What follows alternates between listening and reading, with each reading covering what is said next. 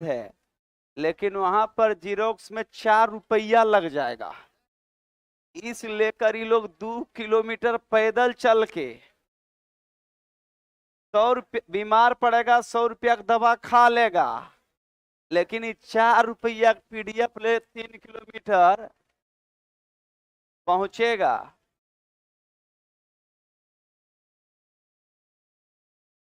कितना तक हुआ था? 17 नंबर ना?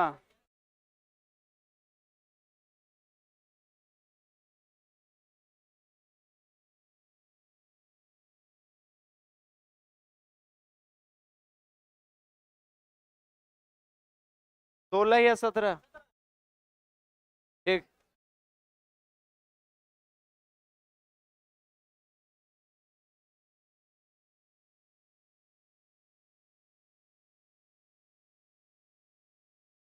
चलिए देखेंगे, आप लोग शुरू किया जाए।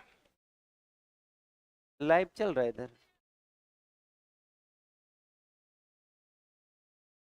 ये भी कीजिए। नहीं, यूट्यूब अति कमेंट देखना। उधर इधर देखेगा, इधर देखेगा, हमको देखेगा, चमकता है, सुनेगा। वो थोड़े होगा 2 दिन के फिर ये सब लफंगा है। ये आया है, इसके हिसाब से नहीं चलेगा, यूट्यूब के हिसाब से हम चलाएंगे। खाली यह थोड़े लड़का है।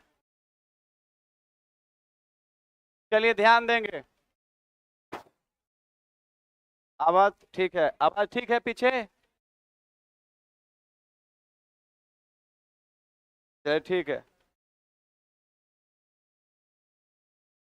यूट्यूब पे जो गांव से देख रहा है, जो नहीं आएगा, लड़का नहीं आ पाएगा पटना, तो उसको भी तो हमको देखना है।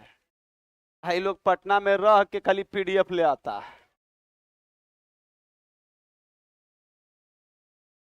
और ये जान लीजिएगा, इस बार तो आप लोग रडार पर हैं। एनसीईआरटी भी हम शुरू करेंगे, है ना? तो जो हम तो पक्का भगाएंगे, पूरा टाइट करेंगे, 100 पढ़ाएंगे, 100 रिजल्ट। मेरा कहना है कि 500 तो 500, ये अनियमितता मेरे क्लास में तो हम नहीं बर्दाश्त करेंगे। 50 कुबूल हमें है, लेकिन 50 वही बनेगा फुल्ली कमांडो, नो होमगार्ड का वैकेंसी नहीं है ना? लेकिन ये जिद करके करवाएंगे, क्योंकि हम एक छुट्टी नहीं दिए हैं जब से शुरू किए हैं, है ना? तो तुमको भी हम रिलैक्स मूड में पढ़ने नहीं देंगे कि यूट्यूब पर देखने पढ़ते पढ़ते जो है ना, वो नहीं करने। हाँ, ये है, अब जो बेचारा लाचार है, गांव में स्टूडेंट है, तो उसके लिए कोई दिक्कत नहीं है। गार्जियन पैसा दे रहा है, पटना में दे रहा है, एनआईटी घूमेगा तुम? टोटल ध्यान रखिएगा लड़की, और भगाएंगे इसे नहीं, बेइज्जत करके भगाएंगे, ये ध्यान रखिएगा।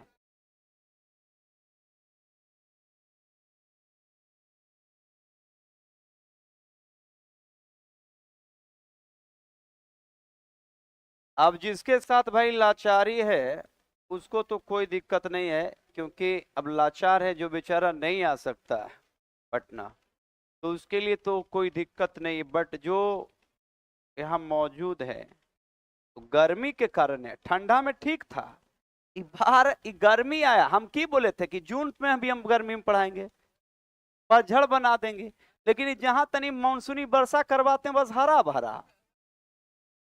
बात समझ है ना? हाँ, इस लेकर, और आप लोग तो जो है ना, हैंड ग्रेनेड के लिए तैयार रहिए। हाँ,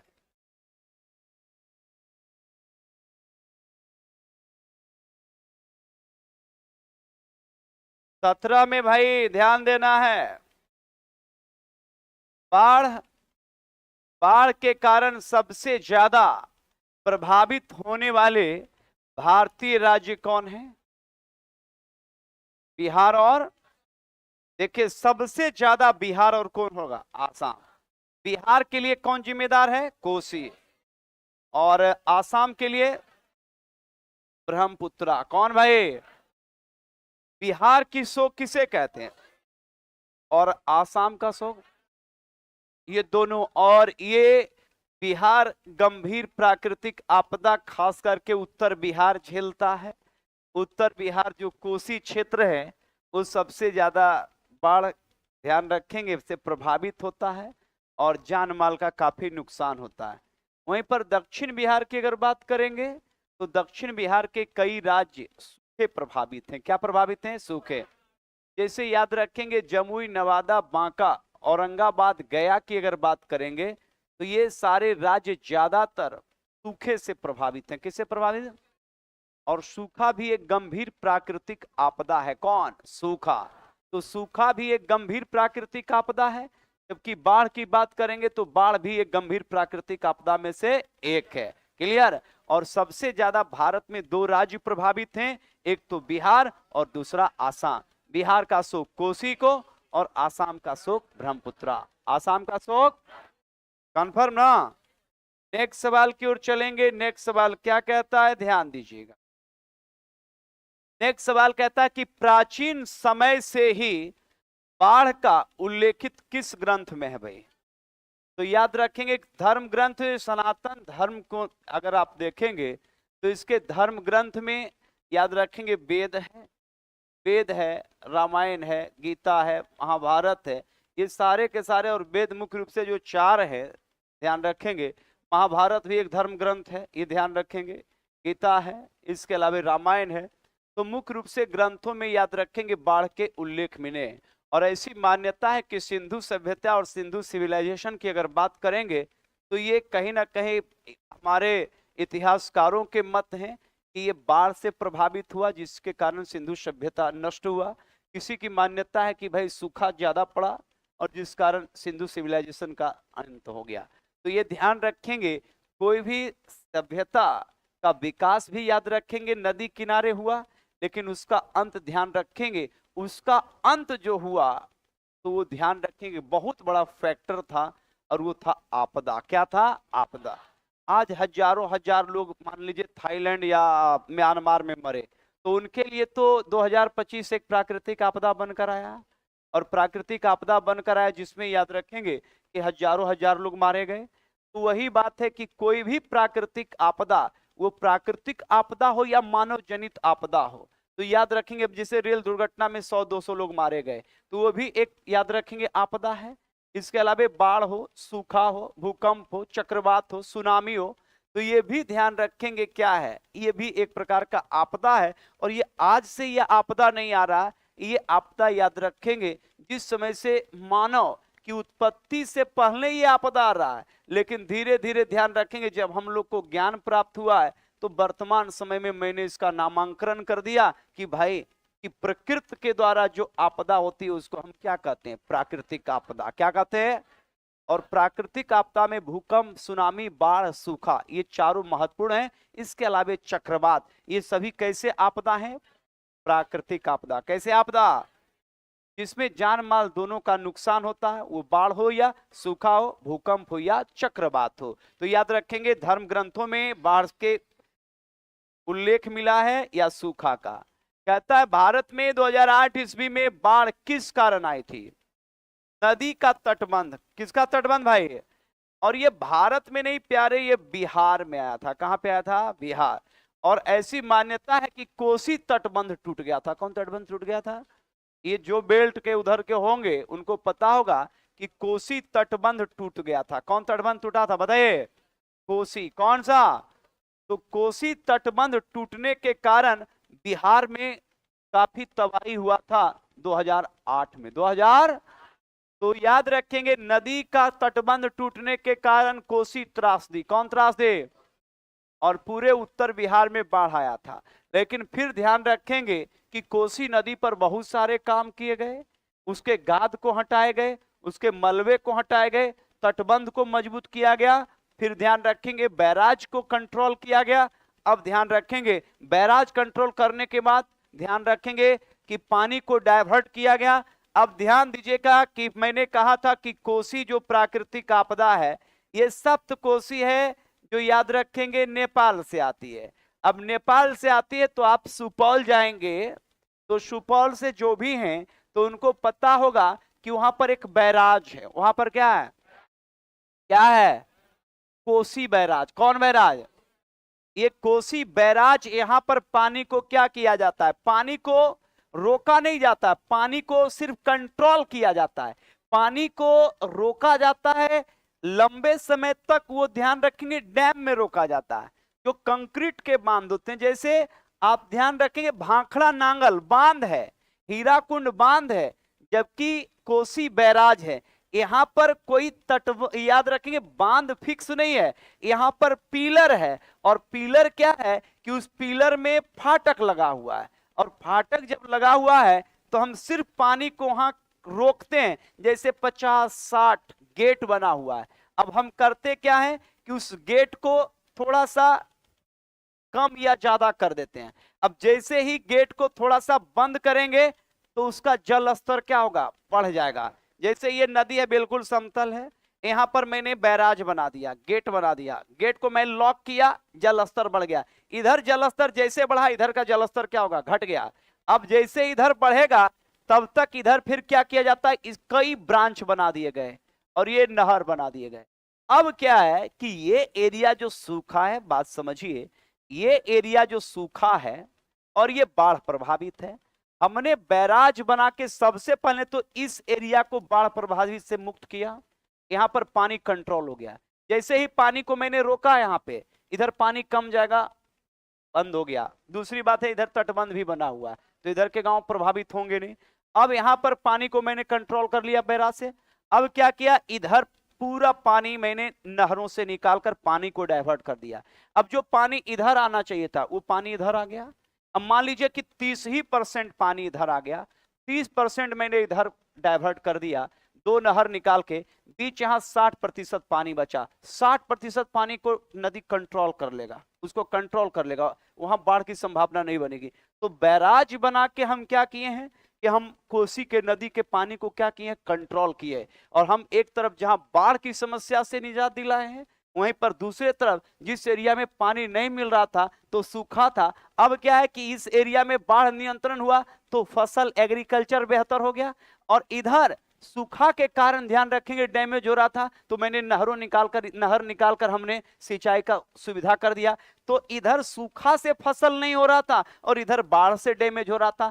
बाढ़ इधर कंट्रोल मैंने कर दिया, अब इधर भी फसल और कृषि बेहतर हो गए, इधर भी और इधर भी हो गया। अब दोनों तरफ जब लाभ मिला तो इसके लिए भारत सरकार क्या करता है, क्योंकि भारत को घाटा है इसलिए कर भारत, नेपाल को इसमें कोई मतलब नहीं है। नेपाल कहता है भाई नदी आया पानी तो हम छोड़बे करेंगे, हम तो है ना पहाड़ पर कितना देर तक पानी रोकेंगे, और अगर रोक भी देंगे तुम ठीक है बांध बना दो, रोक लो, अगर फिर टूटेगा तो अभी एक के बार सब समेट खत्म हो जाएगा, तो तुम अपना करो, हम तो भाई अपना न्यूट्रल है। अब भारत पूरा फंडिंग करता, पूरा पैसा लगाता है, क्योंकि उसको दिक्कत है ना भाई, उसको दिक्कत है। तुम खिड़की खोल के रखो, कोई झांकते रहेगा बगल से, रोक, तो तुम्हारा खिड़की लगाना या पर्दा लगाना तुम्हारा काम है, हम छत पर खड़ा हम देखेंगे, है ना। तो वही नेपाल का था कि नेपाल का कहना है कि भाई तू समझ, हमको इस सबसे कोई मतलब, हम पैसा काहे लगाएंगे, हमको इससे कोई नुकसान होता, क्योंकि हम तो पहाड़ पर हैं, नदी बीच से घाटी से निकल जाएगी, कोई दिक्कत नहीं, दिक्कत तुमको है। अब भारत जो है अब नेपाल के अंदर अरुण, याद रखेंगे, डैम प्रोजेक्ट बनाया है, और उसके बाद फरक्का बैराज बनाया है यहाँ पर, अब उसको रोकता है, जिससे बिहार में याद रखेंगे बाढ़ से क्या मिल रहा है, राहत मिल रहा है। तो ये ध्यान रखिएगा कि तटबंध और बैराज बनाकर, तटबंध और बैराज बनाकर हम बाढ़ को क्या करते हैं, कंट्रोल करते हैं, बाढ़ को क्या करते हैं, कंट्रोल। तो याद रखेंगे अरुण बैराज की बात, अरुण परियोजना की बात करेंगे या कोसी बैराज की बात करेंगे, ये बिहार को ध्यान रखेंगे बाढ़ से राहत देता है। बाढ़ से क्या देता है, जो एक गंभीर क्या है, प्राकृतिक आपदा, गंभीर क्या है भाई, प्राकृतिक आपदा, ध्यान रखिएगा। नेक्स्ट सवाल देखेंगे। अब कहता है यहां पर गौर कीजिएगा कि बांग्लादेश में बाढ़ का प्रमुख कारण क्या है, कौन भाई, चक्रवात से खूब बारिश होता है। अब जिस कारण याद रखिएगा, अब चक्रवात से यहां पर थोड़ा मैपिंग के जरिए आप लोग समझिए, ये समझिए, यहां पर आपका बांग्लादेश है भाई, ये आपका बंगाल हो गया, ये उड़ीसा हो गया, ये आंध्र प्रदेश हो गया, ये तमिलनाडु हो गया। तब सबसे ज्यादा साइक्लोन या चक्रवात जो उठता है वो कहां से उठता है? बंगाल की खाड़ी से। कहां से उठता है? बंगाल की खाड़ी से सबसे ज्यादा चक्रवात उत्पन्न होते हैं। और ये चक्रवात, ध्यान रखेंगे, अपने साथ तेज हवा के साथ साथ भारी बारिश भी करवाता है, जिस कारण बांग्लादेश के तटीय क्षेत्र और भारत के तटीय राज्य बंगाल, उड़ीसा, आंध्र प्रदेश और तमिलनाडु के तटीय क्षेत्र में भारी बारिश होती है, जो एक बाढ़ का भी कारण बनता है। क्योंकि बांग्लादेश का एरिया मैदानी है और कई नदियां निकलकर, ध्यान रखेंगे, बांग्लादेश में ही बहती भारतीय उपमहाद्वीप की दो नदियां गंगा और ब्रह्मपुत्र का मिलन ही बांग्लादेश में होता है। तो ये बहुत बड़ा बाढ़ का एक कारण बनता है। और दूसरा कि चक्रवात से इतना भारी बारिश होता है, और भारी बारिश तो होता है लेकिन कम समय में ज्यादा बारिश हो जाता है, जो बाढ़ का एक बहुत बड़ा कारण बन जाता है। और ध्यान रखिएगा, और ये एक गंभीर प्राकृतिक आपदा है बांग्लादेश के लिए। और चक्रवात की अगर बात करेंगे तो चक्रवात भी एक गंभीर प्राकृतिक आपदा है। इसमें पहले तो जान का भी बहुत सारा नुकसान होता था, जब याद रखेंगे डेवलप उतने लोग नहीं थे, अब कब चक्रवात आ जाएगा। लेकिन जैसे ही, ध्यान रखेंगे कि मौसम वैज्ञानिक चक्रवात को कंट्रोल करता है। अब चक्रवात कंट्रोल कैसे होता है? तो चक्रवात के पूर्व अनुमान है, कल भी मैंने बताया था कि जैसे ही चक्रवात होगा तो सबसे पहले आकाश साफ हो जाएंगे। आकाश साफ होने के साथ साथ ध्यान रखेंगे बैरोमीटर जो है वो गिर जाएगा। बैरोमीटर वायु दाब मापने वाले यंत्र को बैरोमीटर कहते हैं। कल भी मैंने बताया था कि वो गिरना शुरू हो जाएगा। जैसे ही गिरना शुरू होगा तो वैज्ञानिकों को पता चल जाएगा कि बंगाल की खाड़ी में निम्न दाब के क्षेत्र बन रहे हैं। अब निम्न दाब के क्षेत्र बनने तो वो चक्रवात होगा। अब उसमें भी कुछ कॉन्सेप्ट होगा कि बड़ा तेजी से अगर जब गिर रहा है तो भारी चक्रवात उत्पन्न होगा, धीरे धीरे गिर रहा है तो नॉर्मल हो सकता है। अब भारी चक्रवात जब गिर गया तो याद रखेंगे तुरंत वहां पर तटीय क्षेत्रों के, याद रखेंगे, या तटीय राज्यों को अलर्ट कर दिया जाता है और वहां से, ध्यान रखेंगे, लोगों को हटा लिया जाता है। मछुआरों को समुद्र में ना जाने की हिदायत दी जाती है कि वहां नहीं जाएं, नहीं तो आपके साथ दुर्घटना भी हो सकता है, घटना भी हो सकता है। और इसलिए ध्यान रखेंगे इस प्राकृतिक आपदा को पूर्व अनुमान के पहले, याद रखेंगे, कुछ कम किया जा सकता है। लेकिन मैंने कल बताया था आपको कि इस चक्रवात से बड़े पैमाने पर, ध्यान रखेंगे, कृषि और फसल नष्ट होता है, जो ध्यान रखेंगे मानव के विकास का अवरुद्ध है। चूंकि भारत एक कृषि प्रधान देश है और यहाँ के अर्थव्यवस्था में कृषि का बड़ा योगदान है। यहाँ के व्यक्ति के, एक एक व्यक्ति के विकास में कृषि का बहुत बड़ा योगदान है। इस लेकर अगर बड़े पैमाने पर कृषि अगर प्रभावित होंगे चक्रवात से तो भारत की अर्थव्यवस्था प्रभावित होगी। इसलिए ध्यान रखिएगा कि चक्रवात एक गंभीर प्राकृतिक आपदा है। क्या है? आपदा। क्लियर ना? ध्यान रखना है, चारों हाई अलर्ट पर रहिएगा। बात समझ गए ना? कुछ नए चेचिस आए हैं, हल्के में नहीं लेना है ना? इनकाउंटर सफल करते हैं, इस बात का भी ध्यान रखना है। चलो, कमांडो कहता कि बाढ़ प्रवचन का सबसे पुराना साधना कौन था? तटबंध। अब ये याद रखिएगा, ये प्रबंधन होगा प्यारे, याद रखेंगे, प्रवचन नहीं होगा, प्रबंधन याद रखिएगा। प्रबंधन, प्रबंधन का मतलब क्या होता है? उसको रोकना, है ना, प्रबंध करना, बाढ़ को कंट्रोल करना। बाढ़ प्रबंधन का सबसे पुराना साधन यहाँ है, इस साधना नहीं है, साधन है तटबंध। क्या है? तटबंध। बांध, अभी मैंने बताया था कि बाढ़ को कंट्रोल हम कर सकते हैं किसके? तटबंध बना के। क्या? तटबंध। एक तो बांध होता है, तटबंध होता है किनारे किनारे। जिनका भी कोसी एरिया में होगा वो ध्यान रखिएगा नेपाल से तटबंध बना होगा, किनारे किनारे है बना हुआ। तो वो बाढ़ को पहले क्या करता है? कंट्रोल कर लेता है। फिर पानी को हम डाइवर्ट करते हैं, तो वो भी अब किया। 2008 में यही हुआ था कि नेपाल से इतना पानी छूटा कि तटबंध ही टूट गया। अब तटबंध जब टूट गया तो पानी प्रवेश कर गया, जो बाढ़ का एक बहुत बड़ा कारण, जिससे जानमाल का नुकसान हुआ। तो एक तो बांध है, बांध जो बनता है वो सारे के सारे बांध, याद रखेंगे, कंक्रीट के होते हैं और पहाड़ों पे होते हैं। तो जितने बांध होते हैं और जो डैम बनाए जाते हैं जहां से बिजली बनाया जाता है और नहर निकाला जाता है। जबकि एक बैराज होता है, बैराज जो होता है वो, याद रखेंगे, गेट बनाया जाता है और पानी को कंट्रोल किया जाता है फाटक के माध्यम से, है ना। और एक तटबंध होता है जो दोनों नदी के किनारे, जो बाढ़ को रोकने के लिए ही, ध्यान रखिएगा, नदी को कंट्रोल किया जाता है बैराज बनाकर और तटबंध बनाकर। बैराज और तटबंध, बैराज और बैराज बनाने का मूल उद्देश्य मैदानी इलाकों में। अब पूछेगा कि बैराज कहां बनता है, तो बैराज बनेगा मैदानी इलाकों में। कहां पे?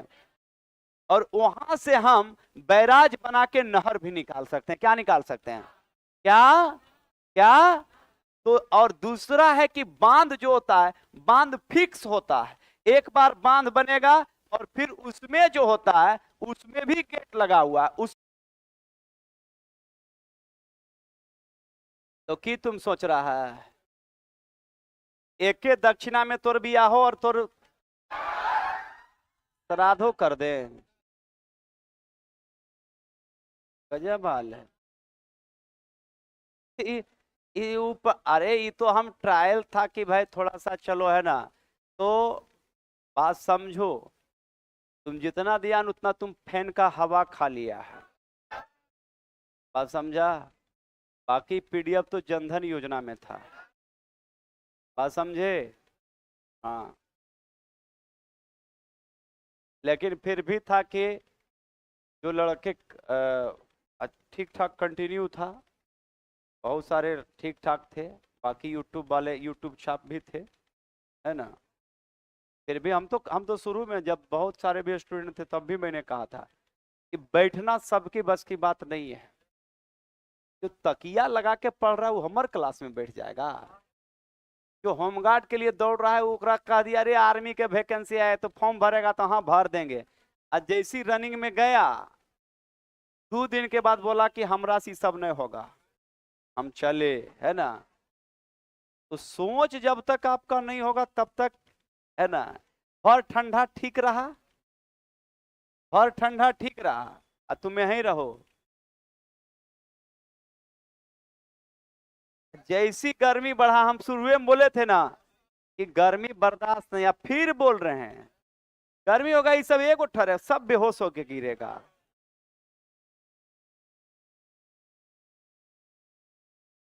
चलो भाई ध्यान दो, ये सारे प्राकृतिक आपदा से रिलेटेड हैं, इस बात का ध्यान रखेंगे। एग्जाम में यहां से बहुत सारे सवाल पूछे जाते हैं।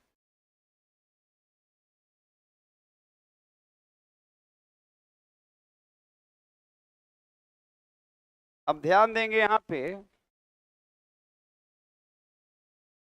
यूट्यूब पे नहीं कटा था ना, या कोई बात नहीं, चलो भाई ध्यान दो। कहता है कि बाढ़ के कारण, बहुत अच्छा सवाल है ये, कहता है कि बाढ़ के कारण, भाई बाढ़ के कारण किस प्रकार की क्षति होती बताइए तो? फसलों की तबाही। किसकी तबाही?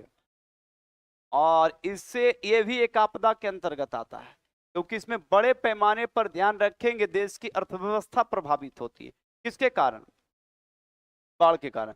कोई भी प्राकृतिक आपदा से उस देश का, उस राज्य का, उस व्यक्ति का, याद रखेंगे, संपत्ति का नुकसान होता है, जो एक आर्थिक नुकसान है, और जिसके कारण देश की आर्थिक स्थिति क्या होती है? कमजोर होती है। देश की आर्थिक स्थिति क्या होती है? कमजोर। एक एक व्यक्ति की आर्थिक स्थिति देश की आर्थिक स्थिति को इंडिकेट करता है, क्योंकि जितने एक एक व्यक्ति, ध्यान रखेंगे, समृद्ध होंगे, अगर एक व्यक्ति ज्यादा अमीर होगा देश का, एक एक व्यक्ति के पास सब कुछ बेहतर होगा, तभी देश की अर्थव्यवस्था मजबूत होगी। क्योंकि जब एक एक व्यक्ति के पास, याद रखेंगे, ज्यादा धन होगा, तो वही धन से ध्यान रखेंगे कि देश का जो आप टैक्स आप कहते हैं, वो टैक्स सरकार के पास एक एक व्यक्ति से पहुंचता है। जब ज्यादा पैसा होगा तो सरकार के पास भी टैक्स ज्यादा जाएगा, और सरकार के पास जब ज्यादा टैक्स और पैसा होगा तो देश की अर्थव्यवस्था उतनी डेवलप और, याद रखेंगे, मजबूत मानी जाती है। जैसे अभी आप देखेंगे कि आप कुछ देश का भी आप देखेंगे, 2-4 देश दुनिया के अंदर, जैसे कि सिंगापुर है, जैसे कि आपका यूएई है, जैसे कुवैत है, जैसे कतर है, जैसे बहरीन है, जैसे लग्जमबर्ग है, जैसे बेल्जियम है।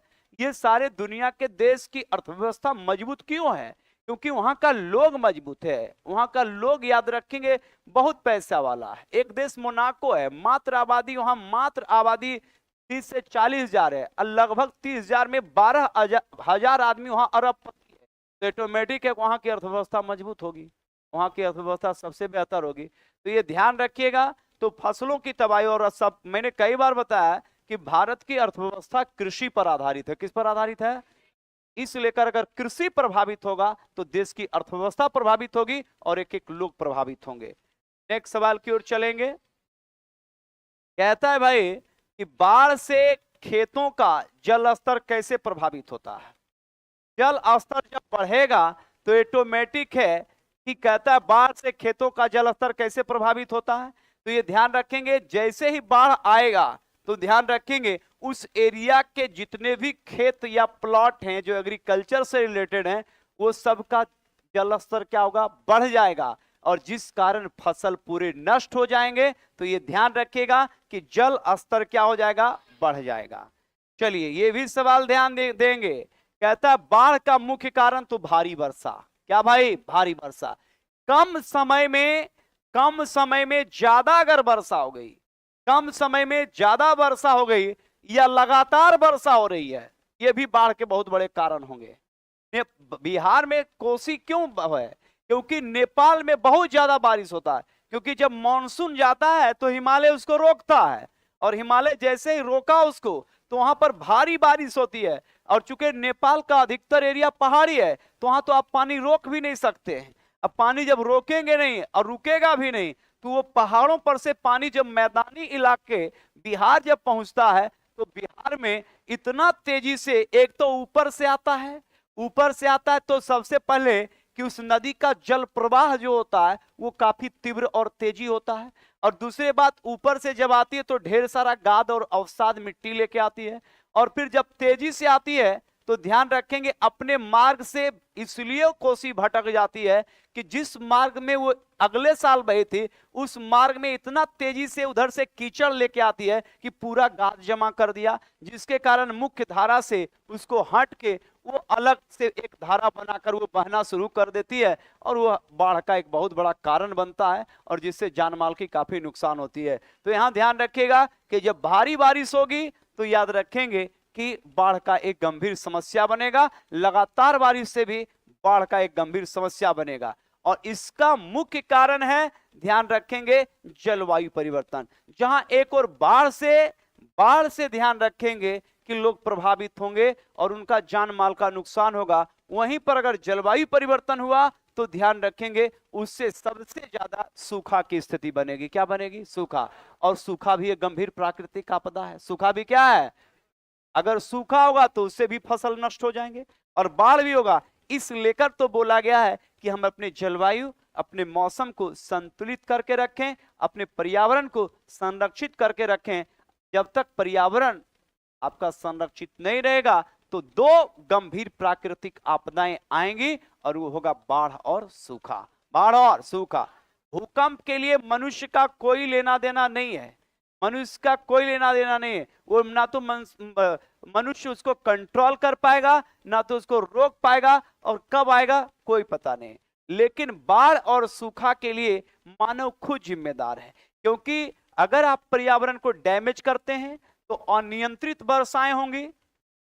होने का पूरे 3 महीने का वर्षा 5 ही दिन में होके खत्म हो जाएगा, और बाढ़ से पूरा तबाही मच जाएगा। और फिर वो बाढ़ से जैसे ही तबाह सब कुछ हुआ, फिर 3 महीने लगातार सूखे पड़ गए। तो इधर तो बाढ़ से तबाह, इधर सूखे से तबाह, और इसके लिए सीधा जिम्मेदार है जलवायु परिवर्तन। कौन परिवर्तन?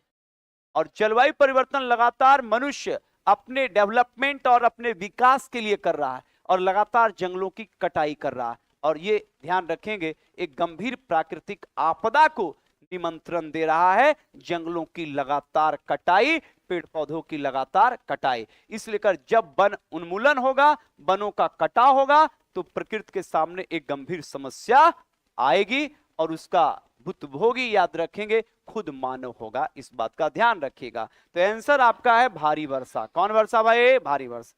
आइए देख लीजिए क्या कहता है। कहता है बाढ़ का प्रभाव जनजीवन पर कैसा असर पड़ता है?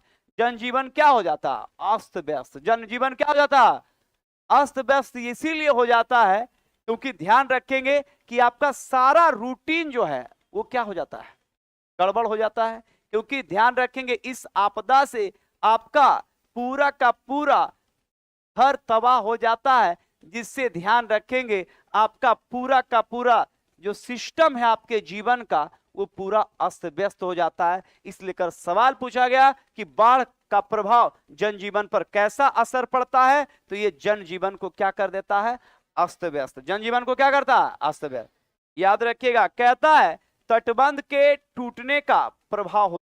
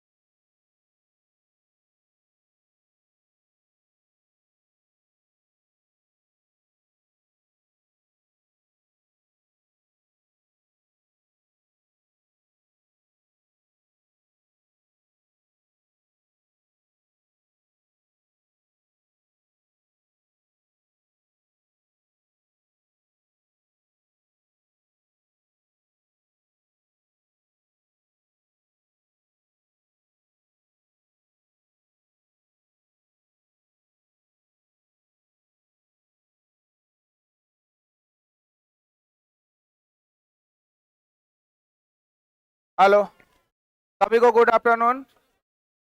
बैठ जाइए बैठ जाइए। आज आप लोग कहाँ से आए?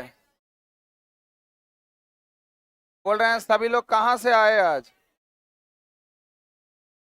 पीडीएफ लेने स्टार्ट किया जाए।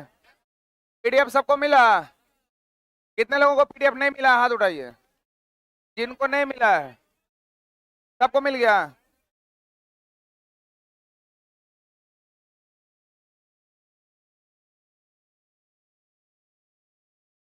क्या साइन का क्या? क्या चीज? क्वालिटी नहीं हुआ है? ये कब का है? 10 का है? टूटेगा कुछ भी नहीं, अगर नहीं हुआ है तो हो जाएगा उसका।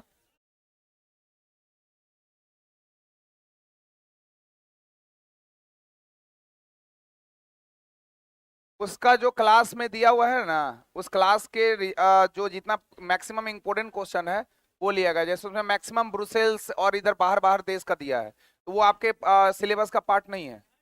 कौन सा? कौन सा पार्ट है? मतलब कौन सा, वो बताइए, हेडिंग बताइए। हाँ, जो आप पढ़ते हैं अपने कंपटीशन में, तो एससीईआरटी का कौन सा टॉपिक? लोकतंत्र में यहाँ सारा लिया गया है वो पॉइंट को। और आगे बोलिए। अरे वो फिर समझाया जाएगा ना, जैसे एक ही जैसा क्वेश्चन है बहुत सारा, ये हो सकता है इसके बाद वो भी बताया जाएगा सर। और जो जो पॉइंट है अगर उसमें छूटा होगा तो फिर उसको दे दिया जाएगा। इसका चार्जेज भी है, इसका चार्जेज भी है। अगर दूसरा पॉइंट तो दूसरा बार फिर मिलेगा, अभी जो मिला है उसको रख लीजिए ना, नहीं समझे? अरे भाई, जितना आप लोगों को दिया गया है ना वो रख लीजिए। अगर उसका दूसरा फेज बनेगा तो दूसरा फिर आप लोग को मिलेगा। चार्ज नहीं ना लग रहा है, तो इसका मतलब हो सकता है उससे रिलेटेड और क्वेश्चन बनकर आएगा। अभी जो मिला है उसको तो पढ़ेंगे ना, नहीं समझे? अच्छा, 500 क्वेश्चन में 200 क्वेश्चन आपको मिल गया, 300 बचा ना जी।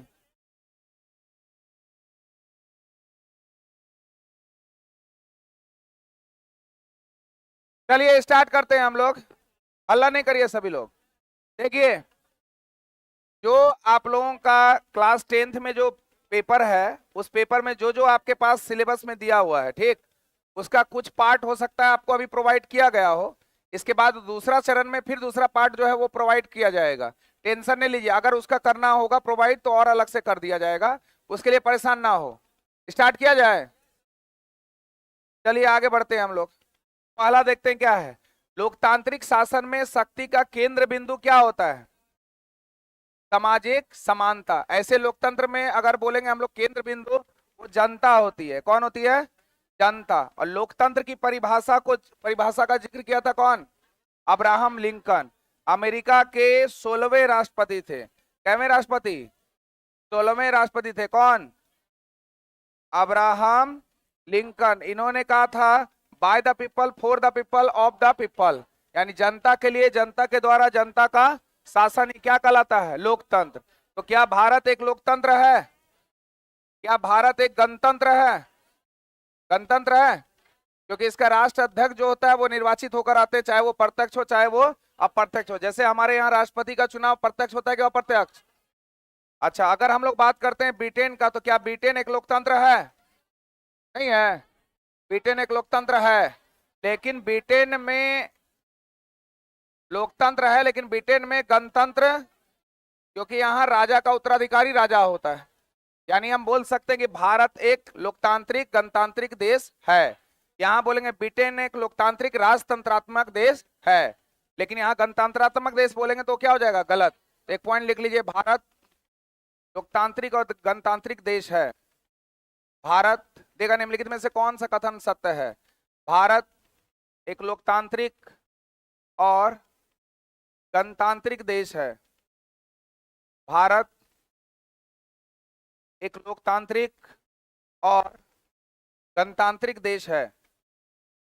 फिर अगला पॉइंट लिखेगा, ब्रिटेन ब्रिटेन लोकतांत्रिक और ब्रिटेन लोकतांत्रिक और गणतांत्रिक देश नहीं है। लोकतांत्रिक और ब्रिटेन ब्रिटेन लोकतांत्रिक देश है, गणतांत्रिक देश नहीं है। तो देखिए, ब्रिटेन लोकतांत्रिक देश है और गणतांत्रिक देश नहीं है। मतलब अगर एक साथ देगा क्वेश्चन कि भारत एक लोकतांत्रिक गणतांत्रिक देश है, सही कि गलत, और दूसरा देगा ब्रिटेन एक लोकतांत्रिक गणतांत्रिक देश है, सही कि गलत, गलत। एक एक लाइन में अगर देगा तो भारत एक लोकतांत्रिक देश है, सही गलत, ब्रिटेन एक लोकतांत्रिक देश है, सही गलत, भारत एक गणतांत्रिक देश है, सही गलत, और ब्रिटेन एक गणतांत्रिक देश है, सही गलत, गलत, भारत एक राजतंत्रात्मक देश है, सही गलत, गलत, ब्रिटेन एक राजतंत्रात्मक देश है, सही गलत। अगला पॉइंट फिर लिख लीजिए, ब्रिटेन एक राजतंत्रात्मक देश है, राजा का तंत्र है यहाँ, ब्रिटेन एक राजतंत्रात्मक देश है, राजा का बेटा राजा यहाँ होता है ना, उसी को बोलते हैं हम लोग। इसको हम लोग अलग अलग पॉइंट में बांटकर पढ़ सकते हैं। जैसे देखिए, लोकतंत्र के संदर्भ में बोलेंगे तो लोकतंत्र में शक्ति का केंद्र बिंदु कौन है, जनता। हमारा भारत लोकतांत्रिक देश है कि नहीं, और जो हमारा प्रेम्बल है, जो हमारा प्रस्तावना है, उस प्रस्तावना को ही हम लोग बोलते हैं उद्देशिका। उद्देशिका, इस उद्देशिका का शुरुआत कहां से होता है, हम भारत के लोग भारत को एक संपूर्ण प्रभुत्व संपन्न समाजवाद पंथनिरपेक्ष लोकतांत्रिक गणराज्य बनाने के लिए तथा इनके समस्त नागरिकों को सामाजिक आर्थिक राजनीतिक न्याय, तो न्याय कितना प्रकार का, तीन, कौन कौन, सामाजिक आर्थिक राजनीतिक। तो एक प्रश्न बताइए हमको, ये तीन प्रकार का न्याय जो हमारे प्रस्तावना में देखने को मिलता है, सामाजिक आर्थिक और राजनीतिक न्याय, ये तीन और किस आर्टिकल में हमको देखने को मिलता है, किस अनुच्छेद में देखने को मिलता है, 38, वेरी गुड। आर्टिकल कितना में, 38 में भी तीन प्रकार का न्याय है, सामाजिक आर्थिक और राजनीतिक। याद रखिएगा, तीन प्रकार का न्याय प्रस्तावना में भी और तीन प्रकार का न्याय आर्टिकल 38 में भी। 38 किस भाग का विषय है, टीपीएसपी, जो आर्टिकल 36 से कितना है 51, भाग कितना के अंतर्गत आएगा, 4। क्लियर है।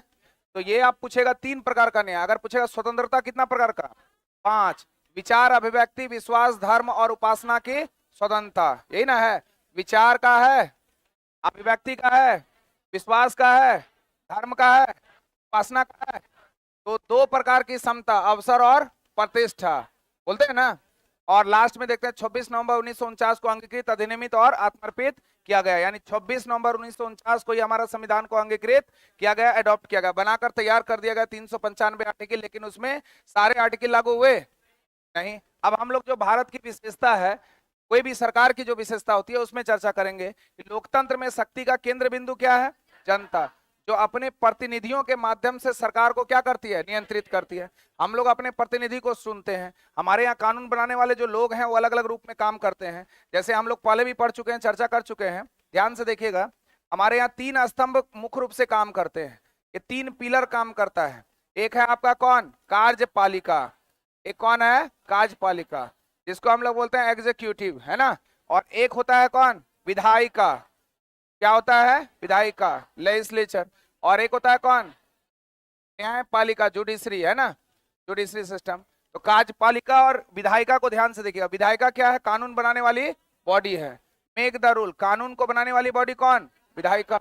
और ये दो भागों में काम करती है, केंद्र के रूप में और एक राज्य के रूप में। केंद्र के रूप में जो काम करती है कौन, संसद, राज्य के रूप में जो काम करती है कौन, विधान मंडल, विधान मंडल ना। और संसद के कितने भाग, तीन, तीन, तीन।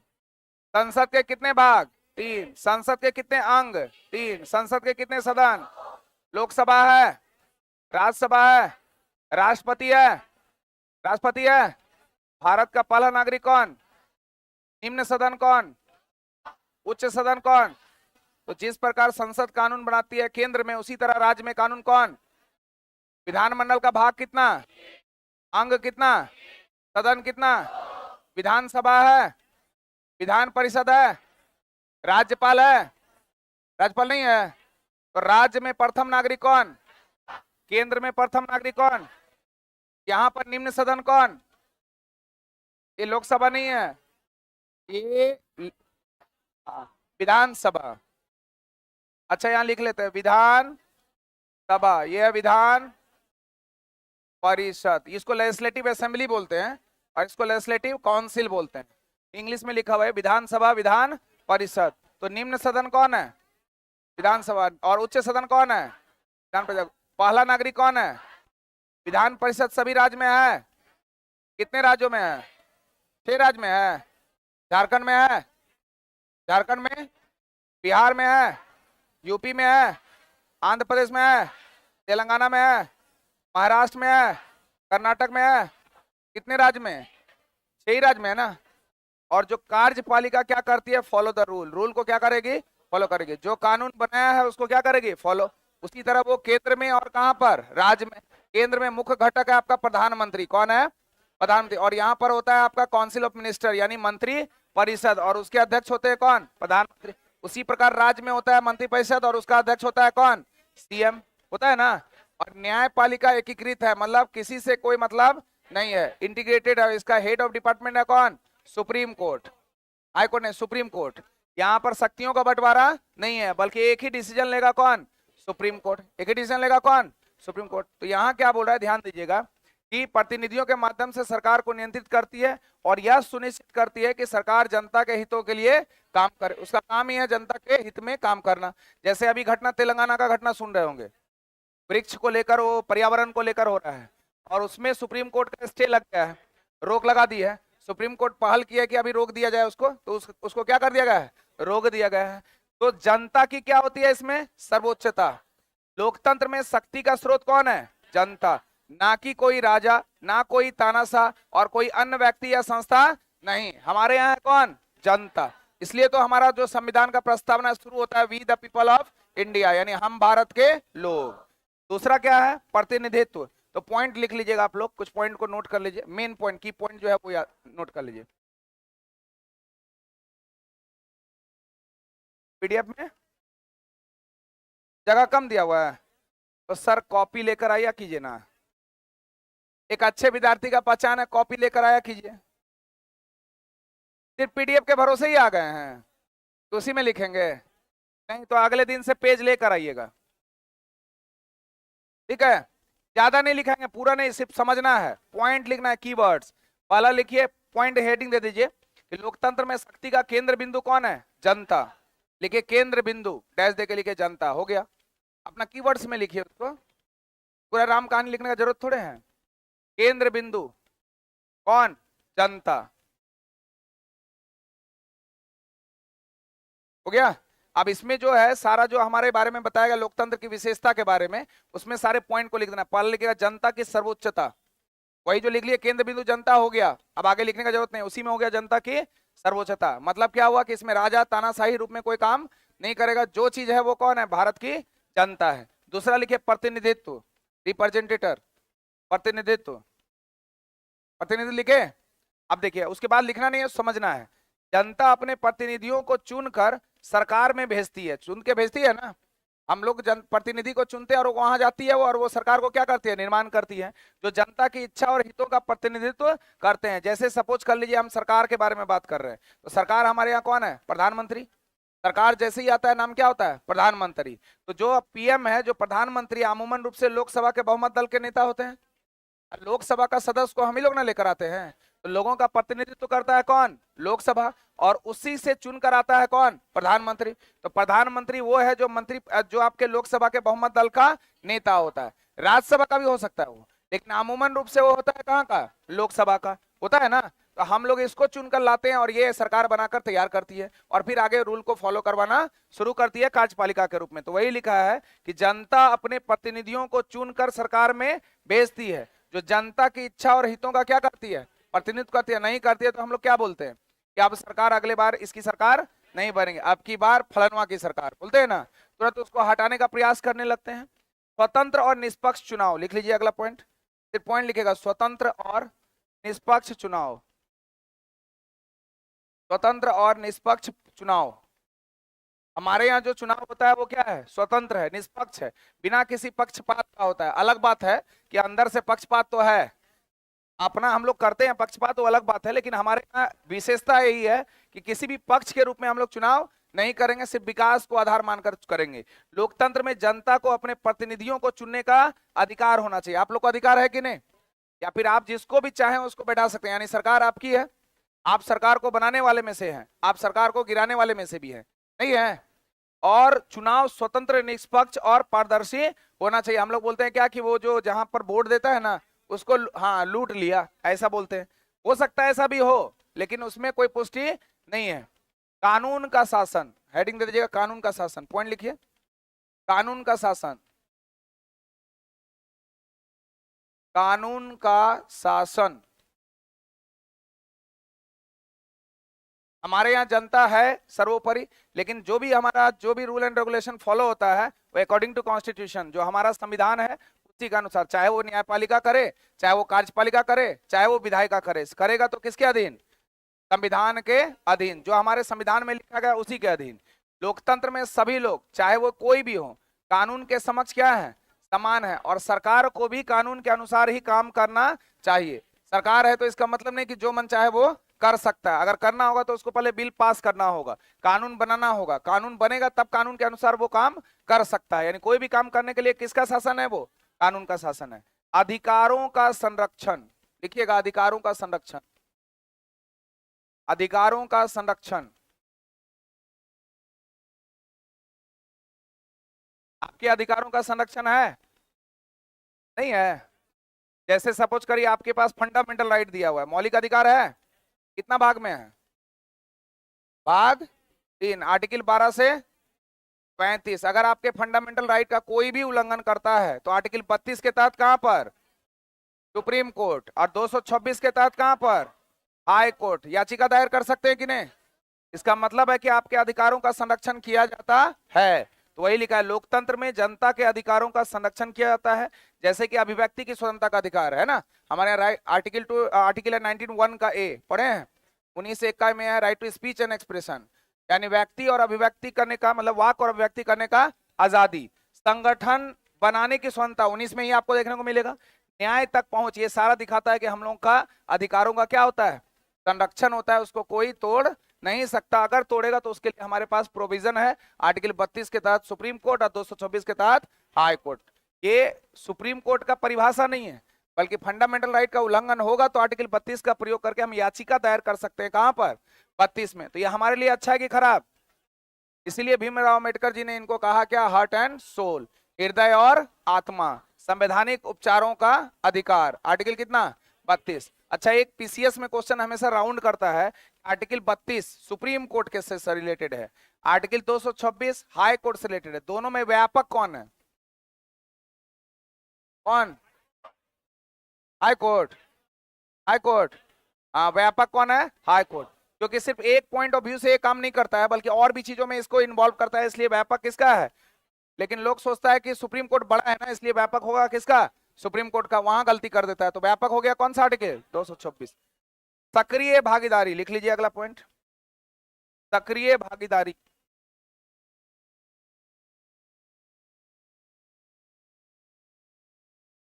सक्रिय भागीदारी लिखे? लिख लिए? सक्रिय भागीदारी का मतलब कि अगर आपको वोट देने का अधिकार है कि नहीं? आपको वोट देने का अधिकार, आर्टिकल 326 पढ़े हैं? आर्टिकल 326 में क्या है? वोट देने का अधिकार नहीं है। हमारे संविधान संशोधन में संशोधित करके वोट देने का जो उम्र था उसको चेंज किया गया था। किस संशोधन द्वारा? किस संशोधन द्वारा? तो पहले लिख लीजिए आर्टिकल 326, कहीं पर जगह निकाल के लिखिए, आर्टिकल 326 वोट देने का अधिकार, वोट देने का अधिकार, वोट देने का अधिकार। फिर उसके नीचे लिखिए 61वां संविधान संशोधन अधिनियम, 61वां संविधान संशोधन अधिनियम। ये 1988 में बनकर तैयार हुआ था, लेकिन इंप्लीमेंट हुआ था 1989 में। 89 वाला क्वेश्चन ज्यादा आता है। 61वां संविधान संशोधन अधिनियम 1988 में बना था, 1989 में वो क्या हुआ? इंप्लीमेंट किया गया, लागू किया गया। इसी में कहा गया कि उम्र जो पहले था 21 वर्ष, उससे घटाकर कितना कर दिया गया? लिख लीजिएगा, इसमें उम्र 21 वर्ष से घटाकर 18 वर्ष कर दिया गया। वोट देने का जो अधिकार था 21 वर्ष से घटाकर 18 वर्ष, यानी आज के डेट में कोई भी व्यक्ति जो 18 वर्ष पूरा कर चुका हो वो वोट देने का अधिकार है। किस संशोधन के द्वारा? कौन सा संशोधन? कौन सा? कौन सा संविधान संशोधन? 61वां संविधान संशोधन कब बना? 1988। लागू कब हुआ? किस आर्टिकल में वोट देने का अधिकार है? 326। 61वां संविधान संशोधन अधिनियम के द्वारा कितने वर्ष से कितने वर्ष कर दिया गया? 21 वर्ष से। तो सक्रिय भागीदारी का मतलब हुआ लोकतंत्र में जनता को सरकार के कामकाज में सक्रिय रूप से भाग लेने का अधिकार होना चाहिए, जैसे वोट देना, सरकार को सुझाव देना और सरकार की नीतियों का आलोचना करना। तभी सरकार कांस्टेंट नहीं हो पाएगी, निरंकुश नहीं हो पाएगी। जैसे कोई सरकार कोई काम कर रही है तो उसका विपक्ष वाला तुरंत बोलता है। जब तक आपका कंपटीटर नहीं होगा, आपका वृद्धि होगा। आप अपने गांव में देखिएगा, हमेशा आप एक मंजिला घर बनाइए और जो आपके सटा हुआ पड़ोसी है ना, आपको देख के वो एक मंजिला घर वो भी बना देगा, पक्का गारंटी है। और जैसे ही आप 2 मंजिला बना दिए तो उसके पास पैसा रहे या ना रहे, कहीं से भीख मांग के, कहीं से कर्ज लेकर, लोन लेकर, लेकिन वो दूसरा मंजिला बनाएगा तो बनाएगा। आप तीसरा दे दीजिए, चौथा दे दीजिए, देखिए वो भी बना देगा, खड़ा कर देगा। यानी कंपटीटर है वो, नहीं बोल रहे हैं। जैसे आप पढ़ रहे हैं, सामने वाला देख रहा है कि अरे वो तो पढ़ रहा है, आप चुपचाप बैठे हुए हैं, हम नहीं पढ़ेंगे। सामने वाला फिर देख रहे हैं पढ़ रहा है, बार बार पढ़ रहा है, तो आपका मन करेगा कि हम भी क्या कर लें। इसीलिए लाइब्रेरी ज्वाइन करता है लोग, क्योंकि घर में प्रेशर। लेकिन उल्टा होता है, लाइब्रेरी में जाकर आजकल सोता है, एसी मिलता है और वाईफाई से पूरा वीडियो डाउनलोड करता है, मूवी, और लैपटॉप लेकर मूवी देखते रहता है, खूब सोता है। लाइब्रेरी जाने का पर्पस यही ना है। नहीं, लाइब्रेरी में लोग पढ़ाई कैसे हो पाता है, क्योंकि हर एक दूसरे को लोग को देखता है पढ़ रहा है, तो उसका भी मन क्या करता है, जैसे नींद आता है बोलता है नहीं ये सामने वाला पढ़ रहा है, कंपटीशन आ जाता है। जब कंपटीशन होगा उसका डेवलपमेंट ज्यादा कि कम, इसलिए कंपटीटर आना बहुत जरूरी होता है। आगे बढ़ते हैं हम लोग। कितने आर्टिकल में वोट देने का अधिकार? 326। तो आप लोग बताइए जल्दी से कि किस संविधान संशोधन अधिनियम के द्वारा 61वां संविधान संशोधन अधिनियम कब बना? 1988। लागू कब हुआ? इसमें उम्र कितना से कितना कर दिया वोट देने का? 21 से। ब्रुसेल्स एक देश है ना, जो आप देख पा रहे हैं यहाँ पर, जो बेल्जियम की राजधानी है, कौन? तो एक ज्योग्राफी का क्वेश्चन आपका बन गया। कहाँ गया मेरे पॉइंट? यहाँ एक क्वेश्चन आपका बन गया है ज्योग्राफी का कि बेल्जियम की राजधानी क्या है? ब्रुसेल्स। बेल्जियम का कैपिटल क्या है? ब्रुसेल्स। यहाँ पर देखिए एक देश दिख रहा होगा, कौन? जर्मनी। मित्र राष्ट्र की धुरी राष्ट्र? इसमें भी कंफ्यूजन है। मित्र राष्ट्र की धुरी राष्ट्र, धुरी राष्ट्र ना, मित्र राष्ट्र की धुरी राष्ट्र। अच्छा, संयुक्त राष्ट्र संघ जो हम लोग कल पढ़ाए थे उसमें जर्मनी था, इसमें भी कंफ्यूजन है। जर्मनी था, फ्रांस था, फ्रांस था, इटली था, हाँ, अमेरिका था, अमेरिका, रूस था, भारत था, चाइना था, नहीं था चाइना? कल ही ना पढ़ाए हैं। कितने लोगों को याद है पांचों? बोलिए तो। चीन, फ्रांस, 4 हुआ। ब्रिटेन भी है ना? चलिए याद है ना सबको? तो जर्मनी है कि नहीं?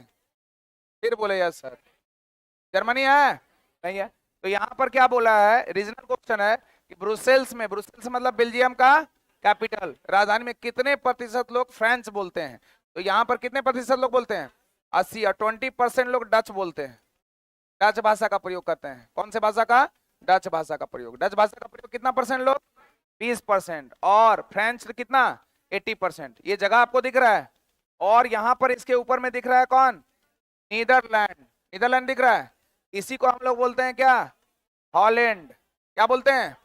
और इसी को बोलते हैं हम लोग क्या? डच। क्या बोलते हैं? तो यहाँ जो ब्रुसेल्स है, यहाँ के लोग ये 20% यहाँ का भाषा को यूज करते हैं, और जो आपका फ्रेंच है वो यहाँ कितना भाषा? 80%। 80% फ्रांस से और 20% डच का। अब बोलिएगा कि सर ये तो डायरेक्ट लिख देते, आप इसको, इसके पिक्चर की जरूरत थी? नहीं, इससे 2 काम हो जाएगा। एक आपका ज्योग्राफी तैयार हो गया कि भाई जर्मनी है, नीदरलैंड है, और इधर कौन है? फ्रेंच है, यानी फ्रांस है। थोड़ा बहुत सागर का भी है, लेकिन यहाँ पर आपको पता चल गया। दूसरा कि ये जो कैपिटल ऑफ बेल्जियम, बेल्जियम का राजधानी कौन है? ब्रुसेल्स। तीसरा कि आपको याद करने में बहुत आसान होगा जब आपके दिमाग में ये पिक्चर चलेगा, अच्छा ये ब्रुसेल्स बेल्जियम सर बताए थे, उसी के बगल में इधर बताए थे कौन है? जर्मनी। इसके बगल में बताए थे कौन है? नीदरलैंड। नीदरलैंड का इनाम क्या है? और हॉलैंड का इनाम क्या है? डच। और इधर कौन है? फ्रांस। तो फ्रांस से कितना परसेंट? 80% भाषा, और इधर से कितना? 20%। तो कितना हो गया? 100%। नहीं हो जाएगा? तो आपको याद रखने में क्या हो जाएगा? आसान। ब्रुसेल्स किसकी राजधानी है? ब्रुसेल्स के जस्ट बगल में कौन था? जर्मनी। ब्रुसेल्स के ऊपर में कौन था? हॉलैंड या नीदरलैंड। और आपको एक और क्वेश्चन बताए थे, इच्छा मृत्यु को अपनाने वाला पहला देश कौन? नीदरलैंड या हॉलैंड। डच किसके बाद आए थे हमारे भारत में? पुर्तगाल के बाद। लेकिन कंपनी किसके बाद स्थापित किए थे? अंग्रेज के बाद। श्रीलंका में सामाजिक विभाजन कैसा होता है? क्षेत्रीय और सामाजिक दोनों स्तर पर। क्षेत्रीय सामाजिक दोनों स्तर पर। क्षेत्रीय मतलब क्या, रीजनल, भौगोलिक क्षेत्र के आधार पर, और सामाजिक हो गया मतलब समाज के विभिन्न प्रकार के तत्व, जैसे एक तत्व हो गया आपका कौन, भाषा, एक हो गया आपका कौन, संस्कृति, एक हो गया आपका कौन, खान पान, खान पान, ये सब के आधार पर उसका विभाजन किया गया। जैसे हमारे यहाँ सबसे पहला जो राज्य बना आंध्र प्रदेश 1953 में बना था। हमारे यहाँ सबसे पहला जो राज्य बनकर तैयार हुआ कौन, आंध्र प्रदेश, कब बना, 1953। इसका मुख्य आधार था क्या, भाषा, यही था ना। नहीं, 1953 में वो रामालू जब अनशन किए थे ना, उसी समय वो राज्य पुनर्गठन अधिनियम आया था 1956। एक था आपका आयोग, राज्य पुनर्गठन आयोग की स्थापना हुआ था कब, 1953, और राज्य पुनर्गठन अधिनियम आया था कब, 1956। अधिनियम के बाद ज्यादा ये काम करना शुरू कर दिया, लेकिन उसी समय इसका निर्माण का व्यवस्था शुरू कर दिया था 1950 में, जब रामालू नाम के एक व्यक्ति थे, जब आमरण अनशन पर बैठे थे हमारे भारत में। हाँ बोलिए। 56 इसलिए दिखा दो, विकिपीडिया 100% सही थोड़े है, विकिपीडिया एडिटिंग है, उसको लोग एडिट, आप भी एडिट कर सकते हैं। विकिपीडिया में ज्योग्राफी का क्वेश्चन देखिएगा, मैक्सिमम चीज गलत है। कर्क रेखा दिखा देगा 66.5 डिग्री नॉर्थ लैटिट्यूड, बहुत सारा चीज एडिटेड है। हुआ था 1953 में, एक बोलते हैं मान्यता प्राप्त, क्योंकि पुनर्गठन आयोग बन गया कब, 1953। राज्य बना के तैयार कर दिया कब, 1953। लेकिन अधिनियम बना कब, 1956। मुख्य रूप से काम करना शुरू किया है कब, 1956, लेकिन इसका निर्माण हो गया था कब, 1953 में। भाषा के आधार पर पहला गठित राज्य था कौन, और हमारा अंडमान निकोबार बना था किस संशोधन के द्वारा, अंडमान निकोबार हमारा ये केंद्र शासित प्रदेश है ना, किस संविधान संशोधन के द्वारा बना था, सातवां बना था, कंफर्म। अच्छा, उसके बारे में भी आएंगे, फिलहाल यहाँ पर देखते हैं जो हमारे श्रीलंका है, श्रीलंका में मुख्य भाषा जो है वो सिंहली भाषा बोला जाता है।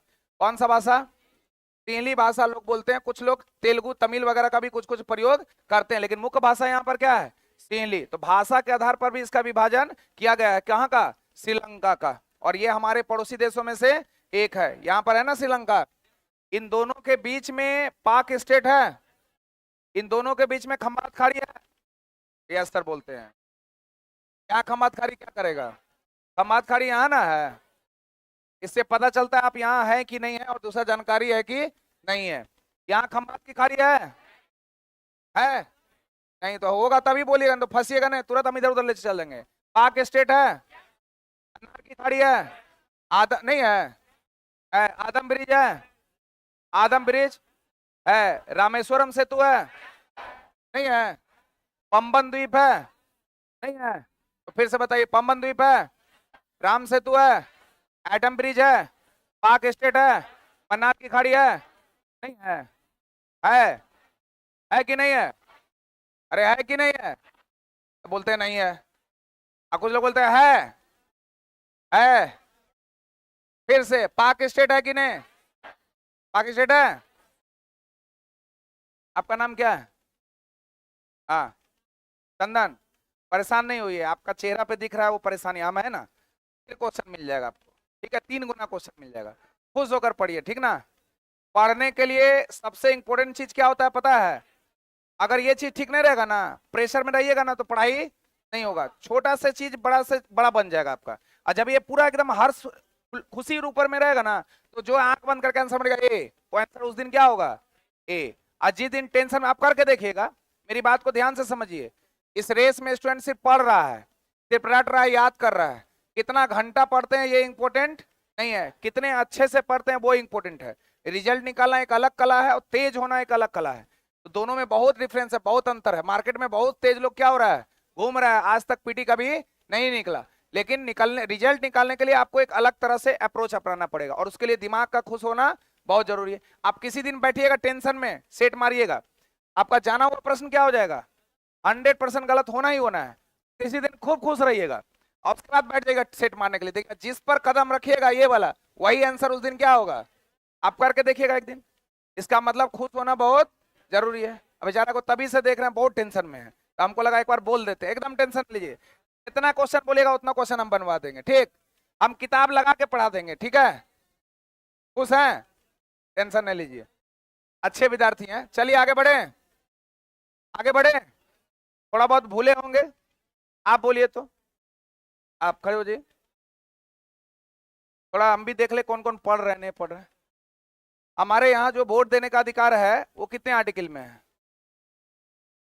किसी को नहीं बोलना है, थोड़ा सा रुक जाइए, आप लोग के पास भी आएंगे, नहीं पता, बैठिए, आप खड़े हो जाइए। आप बताइए किस संशोधन के द्वारा उम्र जो 21 वर्ष था उसको घटाकर 18 वर्ष कर दिया गया? कितना कितना संविधान संशोधन? 66वां? 66वां था? कितना था? सिर्फ पढ़ने से रिजल्ट? यहाँ पर सेट करना पड़ेगा। आधा से अधिक लोग सिर्फ भीड़ है, खुशी मनाइए, पढ़ने वाले लोग खुश मनाइए कि वहां भीड़ है, भीड़ में किसी का रिजल्ट होने वाला नहीं है। सब राम भरोसे जा रहा है कि इस बार हो जाए हो जाए हो जाए हो जाए। कम पढ़ना है, ज्यादा सोचना है। बीपीएससी वही कहती है, कम पढ़ो सोचो ज्यादा। झूठ बोल दिए क्या? लाइव कट गया? लाइव है?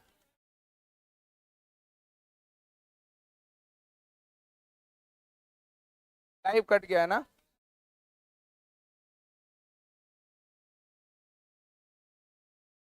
झूठ बोल दिए लगता है हम।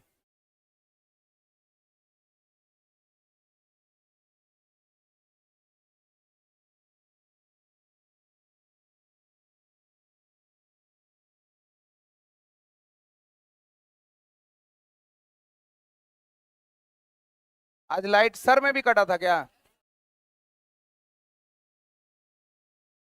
अच्छा देखिए, अभी तुरंत पढ़ा है ना ये, दो विद्यार्थी को हमने खड़ा किया, दोनों विद्यार्थी में से कोई आंसर दिए नहीं दिए। अभी इसमें 50% से ज्यादा लोग हैं जो आंसर, ये एक प्रकार का क्या है, वहां भी आपको लाखों में क्या दिखेगा, खुशी मनाइए। अब यही मौका है कि थोड़ा और अच्छा पढ़ लेना है, समझ लेना है, सब बेवकूफ लोग हैं यहाँ, कहीं कोई दिक्कत नहीं होगा। रिजल्ट एकदम पक्का, इसलिए रिजल्ट होता है, ठीक है ना? थोड़ा सा मेहनत कीजिएगा, रिजल्ट हो जाएगा। कौन सा संविधान संशोधन बोले थे? कब बना था? लागू कब हुआ? आर्टिकल कौन सा बोले थे?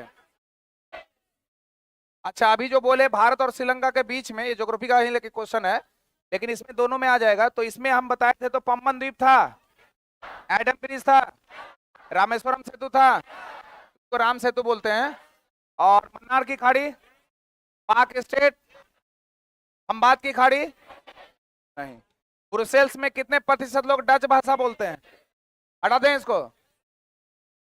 हमारे संविधान के अनुच्छेद 19 में नागरिकों को कौन सा मूल अधिकार दिया गया?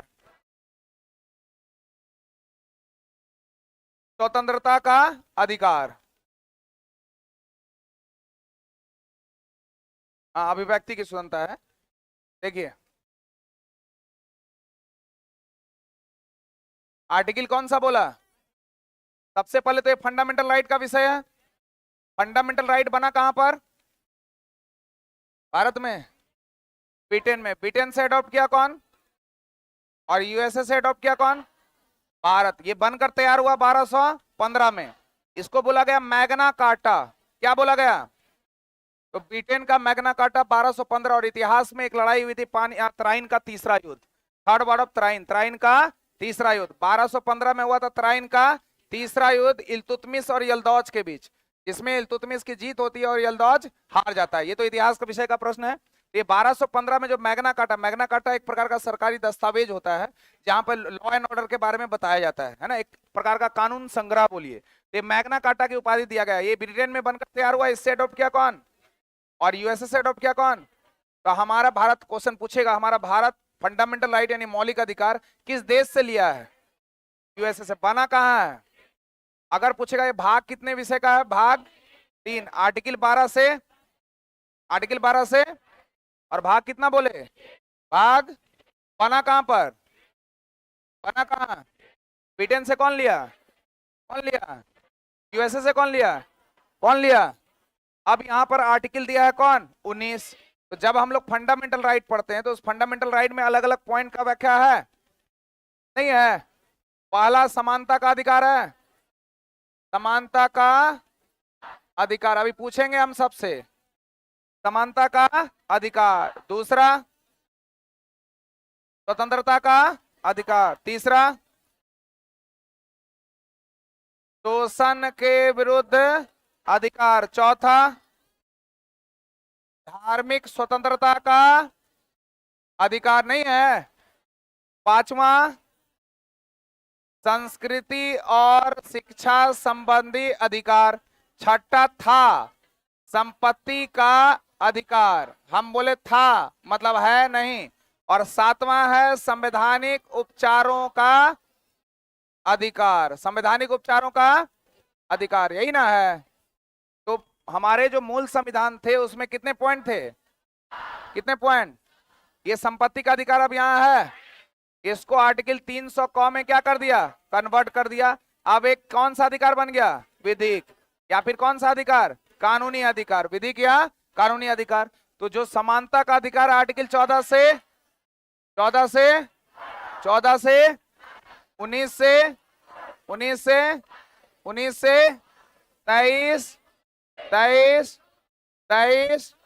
25 से 28 ना, 29 उसके बाद 31। ये 31 को यहां से उठा दिया, तो आर्टिकल 31 को यहां से उठा के डाल दिया किसमें? 300 का कॉम में। और लास्ट वाला कितना? 32। लास्ट वाला 32। अभी जो क्वेश्चन उठाया वो क्वेश्चन है आपका स्वतंत्रता का अधिकार 19 से लेकर 22। यही ना स्वतंत्रता का अधिकार है।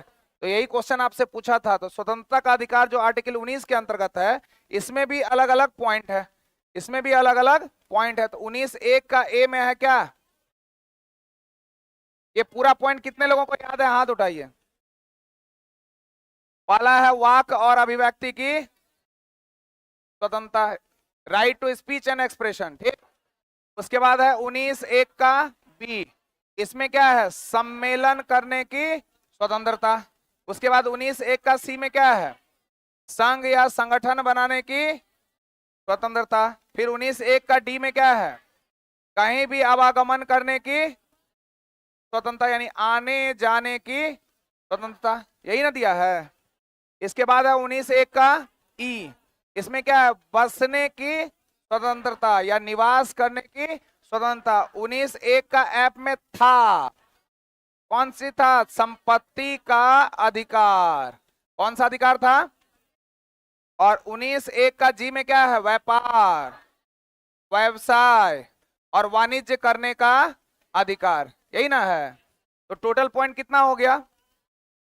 टोटल पॉइंट कितना हो गया? 7 हुआ। 1 2 3 4 5 6 7। मूल संविधान में थे कितने?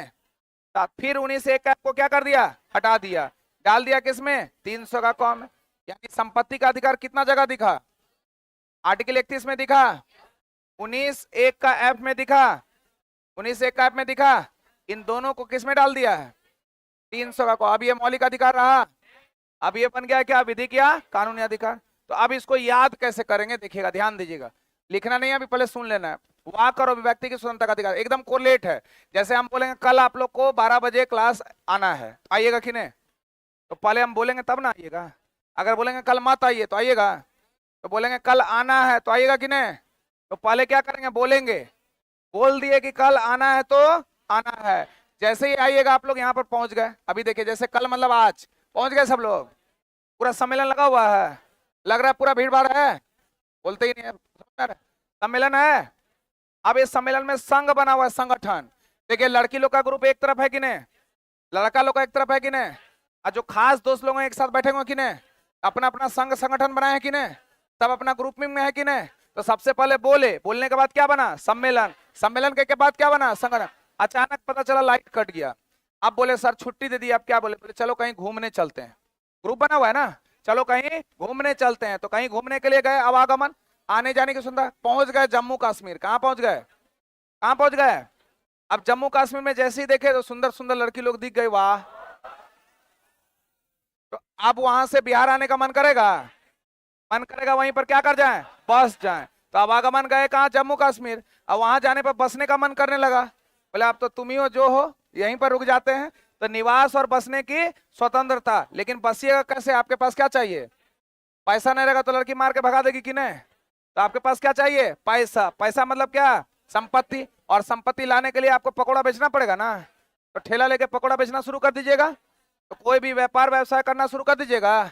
तो सबसे पहले हम क्या बोले, बोलना, वाक, वाक के बाद क्या बना, सम्मेलन के बाद क्या बना, और संगठन के बाद क्या हुआ, अब कहां चल गए, अब वहां जाके क्या हुआ, अब बसने के लिए क्या चाहिए, और पैसा आएगा कहां से। कितने लोगों को याद हुआ, हाथ उठाइए।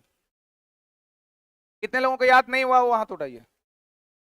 अच्छा, बिना देखे एक बार पूछते हैं, बोलिए पहला में क्या है, पहला में, पहला में, दूसरा में, दूसरा में सम्मेलन, दूसरा में सम्मेलन, दूसरा में सम्मेलन, तीसरा में, तीसरा में, तीसरा में, तीसरा में, चौथा में, चौथा में, चौथा में, चौथा में, पांचवा में, पांचवा में, पांचवा में, पांचवा में, छठा में, छठा में, छठा में, और सातवां में, सातवां में, सातवां में। क्लियर है, एक एक करके पूछ लें, इधर से पूछें। अच्छा, थोड़ा देर बाद पूछते हैं, नहीं नहीं थोड़ा देर बाद पूछेंगे।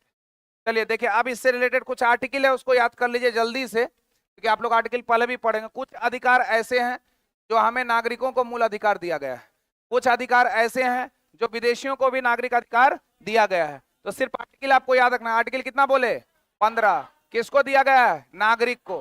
तो नागरिक मतलब भारतीय नागरिक को दिया जाने वाला अधिकार। कौन सा अधिकार है, 15। कौन है, 16 है। कौन है, कौन है, कौन है, तो 15 था, 15 था, 16 था, 16 था, 19 था, 19 था, 29 था, 29 था, 30 था, 1 2 3 4 5, बताइए 15, 16, 19, 29, 30, बिना देखे बोलिए 15, 15, 16, 16 है, 19, 19, 29, 29, 30 है ना। तो ये वो अधिकार है जो किसको दिया गया है।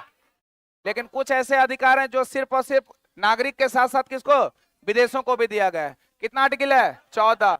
14 के बाद सीधा जंप करेंगे कितना, 20। 20 के बाद 21 के बाद 21 का ए, 21 का ए जो शिक्षा का अधिकार है।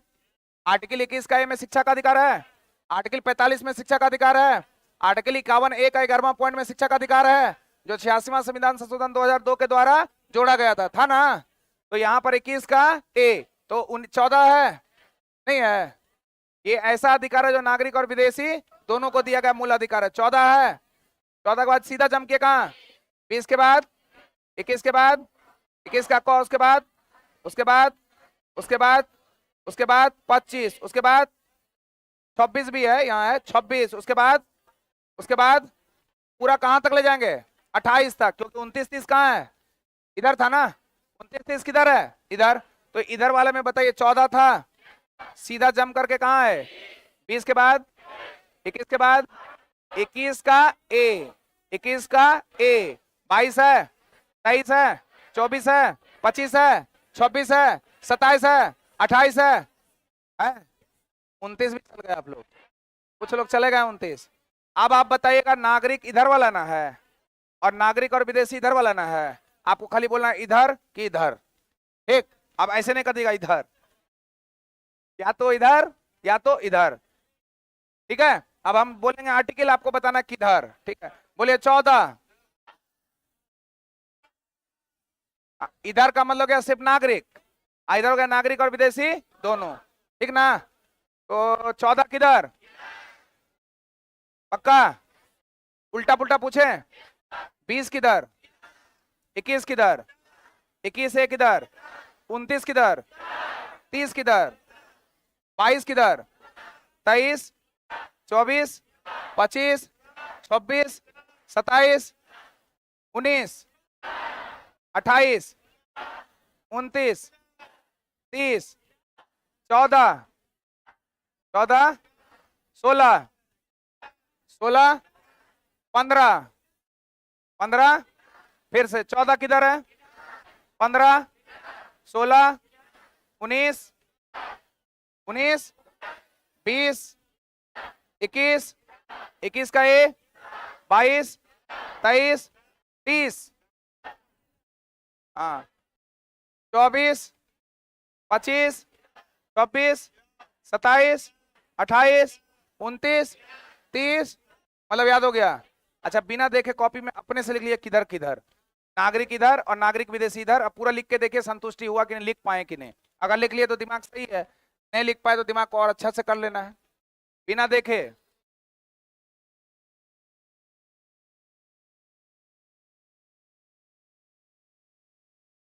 एक तरफ लिख लीजिए नागरिकों को दिया गया मौलिक अधिकार,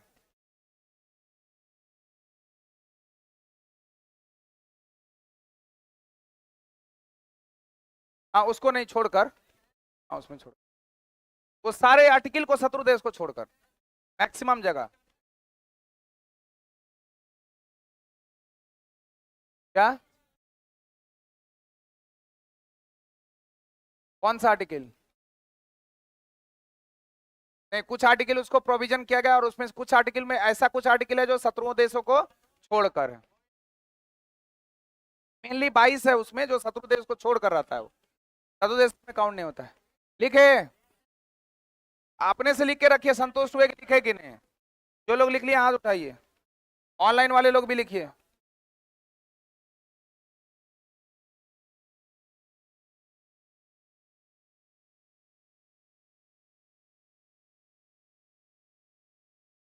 लिख लिए हैं पक्का? सब लोग लिखे? कितने लोग लिख पाए हाथ उठाइए। झूठ नहीं ना बोल रहे हैं, आपने लिखे हैं? लिखे हैं?